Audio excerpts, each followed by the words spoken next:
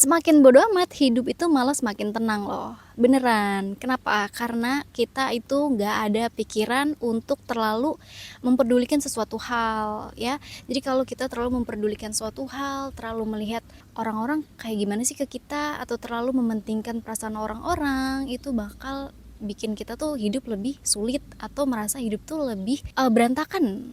Itu justru itu tuh bisa bikin hidup kita tuh lebih sulit dan bahkan bisa lebih banyak tantangan. Kalian tahu gak sih kenapa orang-orang yang bodoh amat, yang rata-rata gak peduli ini itu, malah mereka tuh lebih, hidupnya tuh lebih aman, dan mereka tuh lebih kelihatan kayak santai, gak terjadi apa-apa.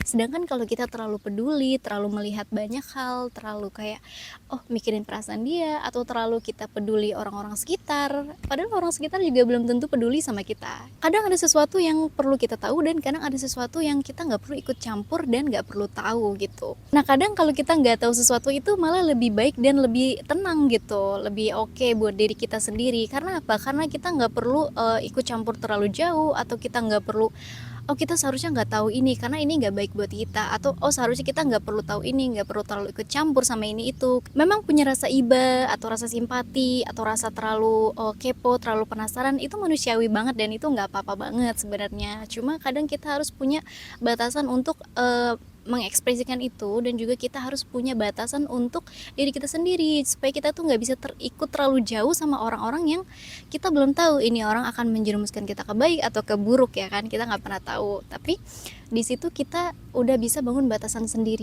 karena sebenarnya kita itu nggak akan kebawa sama sesuatu hal yang buruk atau sesuatu yang terlalu jauh kalau diri kita tuh nggak mengizinkan. Maksud dari mengizinkan itu, kita dari awal memang sudah terlalu bersimpati atau terlalu banyak menaruh ekspektasi atau terlalu banyak menaruh sesuatu di situ. Jadi kita tuh merasa kayak meminta sesuatu yang sebelum-sebelumnya gitu. Sedangkan kalau orang yang bodoh amat, malah mereka itu lebih aman, tenang, dan bahkan mereka tuh nggak akan keseret-seret kalau misalnya ada sesuatu.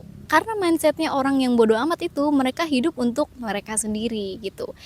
Mereka nggak peduli orang sekitar kayak gini, orang ini kayak gitu. Bukan berarti mereka nggak peduli ya, tapi mungkin mereka nggak mau ikut campur karena mereka tahu konsekuensi kalau mereka ikut campur. Dan orang bodoh amat itu juga tidak terlalu mementingkan perasaan orang lain atau mementingkan diri mereka dilihat sama orang-orang sekitar. Yang mereka pikirkan hanyalah diri mereka sendiri. Mereka hidup bisa tenang, mereka bisa jauh dari ancaman orang-orang atau dari orang-orang yang bisa menjerumuskan ke hal-hal yang kurang baik gitu. Nah sebenarnya sikap bodo amat itu nggak sebenarnya 100% buruk loh. Itu bisa juga jadi boundaries buat kita atau batasan untuk diri kita supaya kita nggak terjerumus ke hal-hal yang mungkin bisa membawa kita ke hal yang lebih buruk lagi gitu. Jadi nggak apa-apa banget kalau misalnya kalian mau cuek atau bodo amat. Itu sebenarnya lebih bagus begitu ya, daripada kalian terlalu ikut campur, terlalu berurusan. Itu bisa ngebawa kita ke hal-hal yang belum tentu baik.